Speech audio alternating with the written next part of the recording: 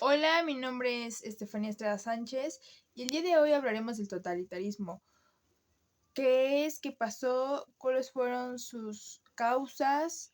Y cómo acabó a profundidad durante ese tiempo en los países de Europa. El totalitarismo es un gobierno dictatorial porque aparte de que se basa en una concepción de la vida y de la naturaleza específica, era una propuesta de organización permanente para toda la vida y para las ciudades, la sociedad y la civilización. Características del totalitarismo. Después de la Primera Guerra Mundial, los países europeos se vieron con sus recursos demasiado afectados, tanto los financieros como los medios de producción. En sí, la población general estaba demasiado devastada y buscaba la ayuda de sus gobiernos para iniciar la reconstrucción de todo, de su vida, de sus familiares y de sus ciudades.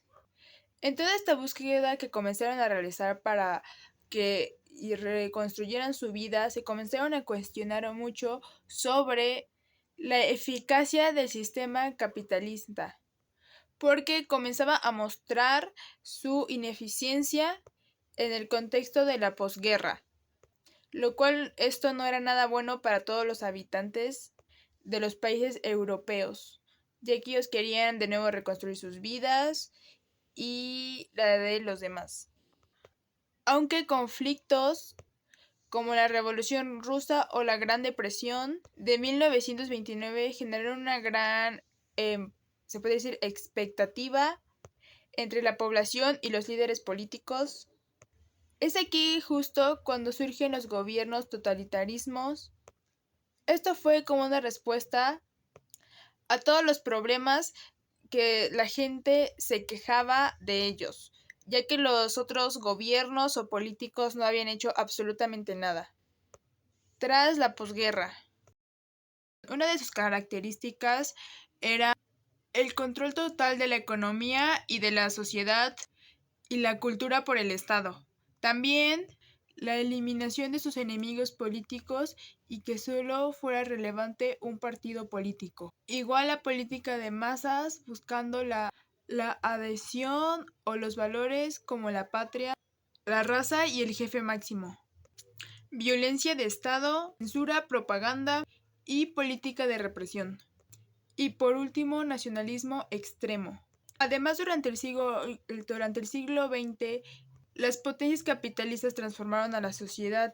Esto hizo que los obreros y todas sus familias se vieran afectados, aunque se inspiraron en la Revolución Rusa, y esto hizo que hubiera muchos cambios significativos políticos y adquirieron una fuerza notable por medio de los sindicatos.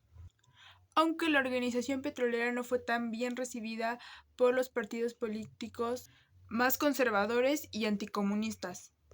Se organizaron para frenar las rebeliones, dio como resultado el establecimiento de gobiernos autoritarios. Estas son las características de los regímenes en Europa en el siglo XX. Nazismo es el movimiento político y social del Tercer Reich, alemán de carácter totalitario. Lo impulsó Adolf Hitler en 1889 y 1945. Después de la Primera Guerra Mundial, defendía el poder absoluto del Estado y la supremacía del pueblo germano, frente a todos los pueblos de Europa que en ese momento estaban. De los totalitarismos, el nazi fue uno de los más masoquistas y radical que se desarrolló en el país de Europa en 1918 y 1945. Reforzó las tendencias autoritarias en Alemania, marcó el rearme y la colonización de la conquista para dar pie e inicios a la Segunda Guerra Mundial. Una de sus características principales de esto fue el racismo, el nacionalismo, el autoritarismo dictatorial, la represión y el militarismo.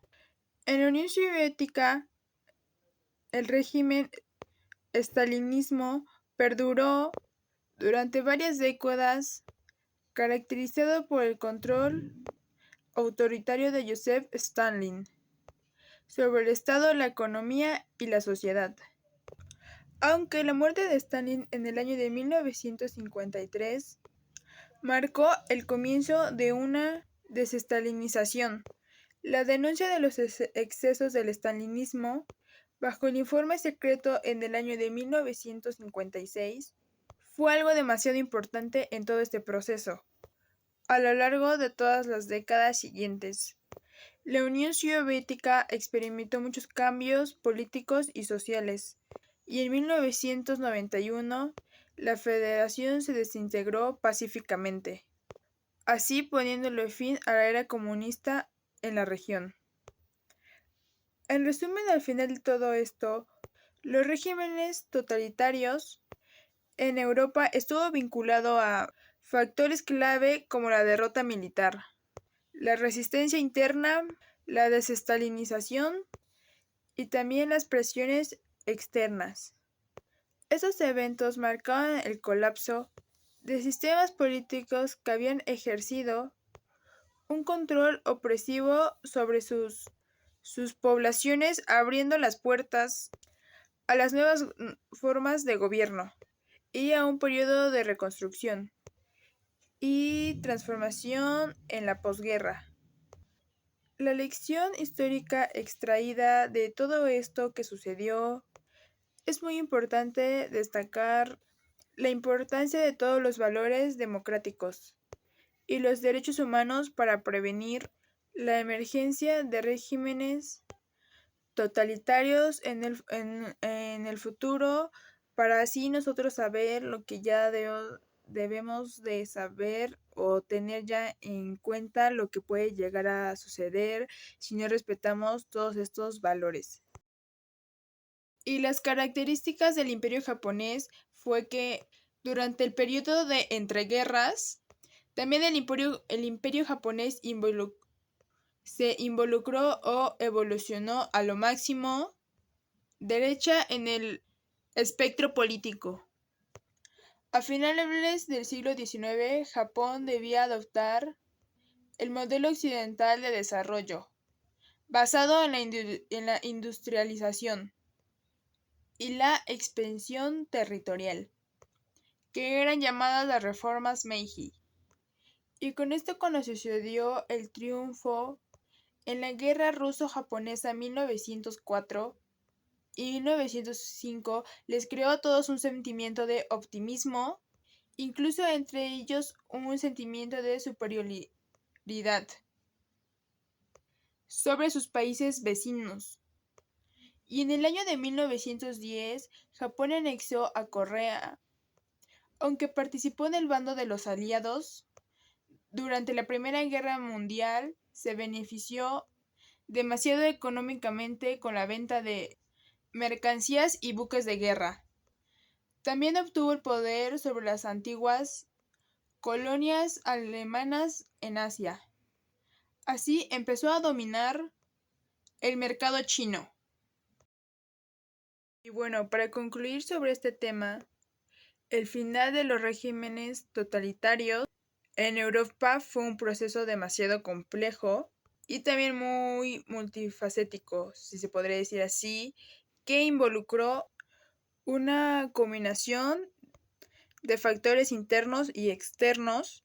Los regímenes totalitarios como el nazismo en Alemania, el fascismo en Italia y el estalinismo en la Unión Soviética compartieron características autoritarias y totalitarias que tuvieron demasiado impacto devastador en la estabilidad y en la sociedad política de sus respectivos países que estaban en ese momento. En el caso del nazismo en Alemania, el régimen liderado por Hitler se caracterizó mucho y fue una de las principales causas la discriminación racial, la persecución sistemática de minorías y la agresión militar. El fin del nazismo llegó a la derrota con el final de Alemania. en la Segunda Guerra Mundial en el año de 1945. Aunque las fuerzas aliadas lograron una serie de campañas militares y la rendición incondicional del Tercer Reich, este desenlace marcó el colapso del régimen nazi y el inicio de la ocupación aliada en el país de Alemania. Mientras tanto, en el país de Italia, el régimen fascista liderado por Benito Mussolini también tuvo que llegar a su fin en la Segunda Guerra Mundial. La invasión aliada y la rendición de Italia en 1943 debilitaron significativamente el control fascista. Mussolini fue arrestado y aunque se estableció una república social italiana,